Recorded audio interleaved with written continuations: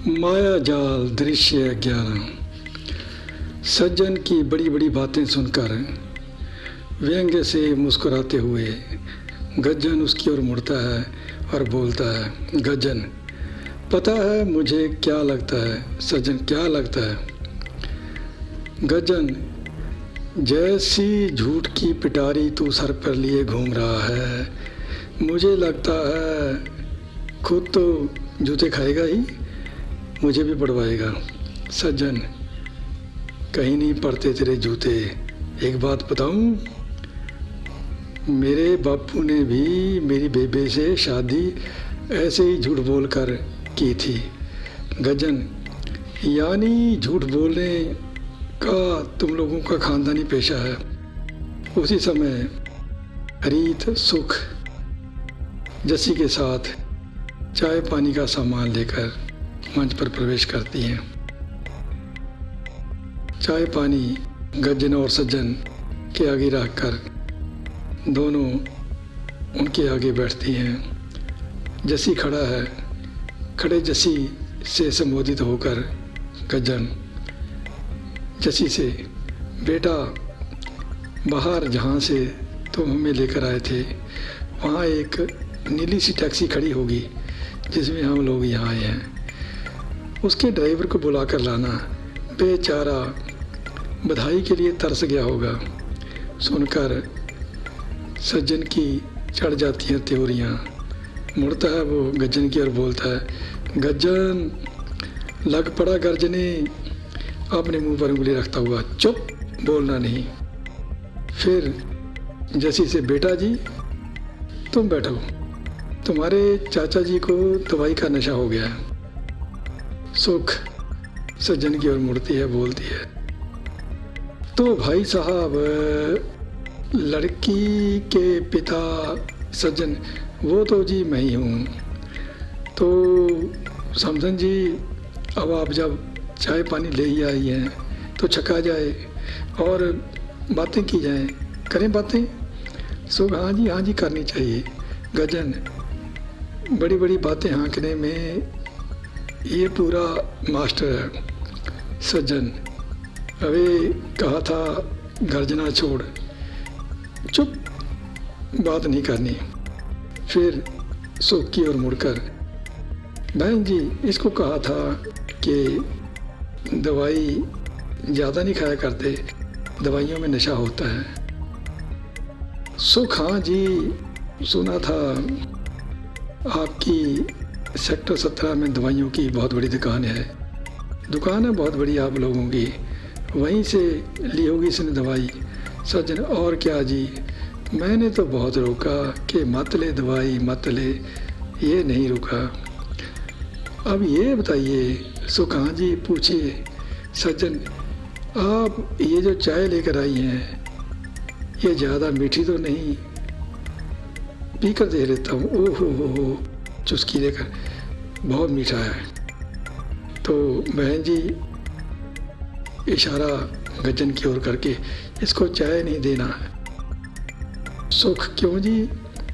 वो चाय ज़्यादा मीठी है और मीठा जो दवाई इसने खाई है इसके लिए ठीक नहीं, नशा और हो जाता है मीठे से। जैसी, तो कहीं चाचा जी ने अफीम तो नहीं छक ली? सज्जन, वाह, क्या गैस लगाया, खूब गैस लगाया बेटा जी, लगता है तुम भी ये काम करते हो। जैसी, नहीं, मैं ये काम नहीं करता। गज्जन, अगर बेटा करते हो बता दो। सज्जन की ओर इशारा करके, इसके पास बहुत है। जैसी, चाचा जी, मैं अफीम नहीं खाता। तो फिर दारू शारू? जैसी, मैं दारू शारू भी नहीं पीता। गज्जन, दारू शारू भी नहीं पीते? जैसी, हम लोग नशों के खिलाफ एक फिल्म बना रहे हैं, हम नशा करेंगे। गज्जन, तो तुम लोग फिल्म बना रहे हो, फिर तो भाई नशा करने की तुम लोगों को क्या ज़रूरत है?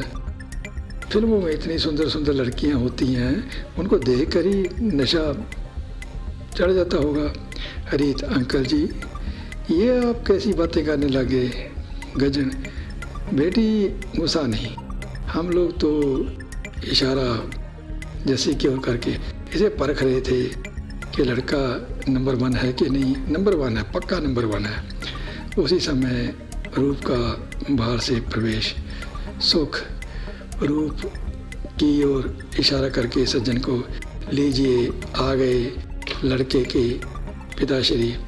सज्जन की ओर इशारा करके रूप को, ये लड़की के पापा हैं। रूप सुख के पास बैठता हुआ धीरे से उसके कान में बोलता है, मुझे तो ये बंदे फ्रॉड लगते हैं।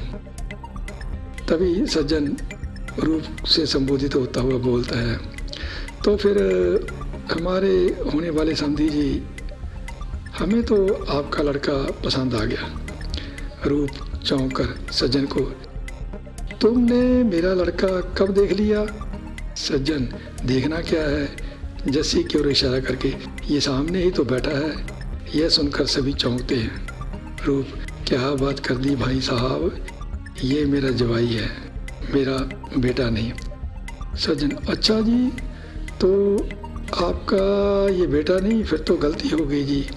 सामने पड़ी प्लेट में से एक पकौड़ा उठाता है, उठाकर उसे मुंह में डाल लेता है और खाने लगता है। खाते ही उसकी नाक से पानी बहने लगता है, जिसे वह अपने पहने कपड़ों से पोंछने लगता है। यह देखते ही गज्जन की त्योरियां चढ़ जाती हैं। गज्जन की त्योरियां चढ़ जाती हैं। वह सज्जन पर टूट पड़ता है। गज्जन, अबे साले चिड़ी मार, कर दी वही बात। सुख गज्जन को, भाई साहब क्या हुआ? गज्जन सज्जन की ओर इशारा करके, इस कंजर की औलाद ने मेरा ड्राई क्लीन किया सूट खराब कर दिया। साला चिड़ी मार, अपना नाक मेरे ससुराल से मिले सूट से। रूप, तो इसने तुम्हारा सूट पहना हुआ है। सज्जन, और क्या जी, इसकी औकात है ऐसे कपड़े खरीदने की। कबाड़ियों से लेकर तो ये कपड़े पहनता है। सज्जन गज्जन को, अबे खाकर लग गया कुत्ते की तरह भौंकने। रूप सुख को व्यंग से सुन लिया। सुख, पर वीरो तो कहती थी सेक्टर 24 में इनकी कोठी है और सेक्टर 17 में इनकी बहुत बड़ी दुकान है। गज्जन, कैसी कोठी बहन जी? जिस कोठी में इसकी घरवाली, इशारा सज्जन की ओर, काम करती है बर्तन आदि झाड़ू पोंछ आदि करने का, वहाँ मालिकों ने इनको सर्वेंट क्वार्टर दिया है। और जिन दवाइयों की दुकान की बात आप कर रहे हो, वहाँ ये एक मामूली सा पानी पिलाने वाला।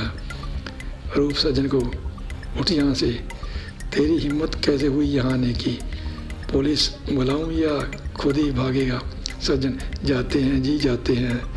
फिर गज्जन की ओर मुड़कर, भूतनी ये सोचा था उस टैक्सी वाले को कहकर उसी में चलेंगे, टैक्सी में तुझे भी लेकर चलूँगा, लेकिन अब नहीं जाऊँगा, आते रहना बस में, कहकर निकल लेता बाहर की ओर।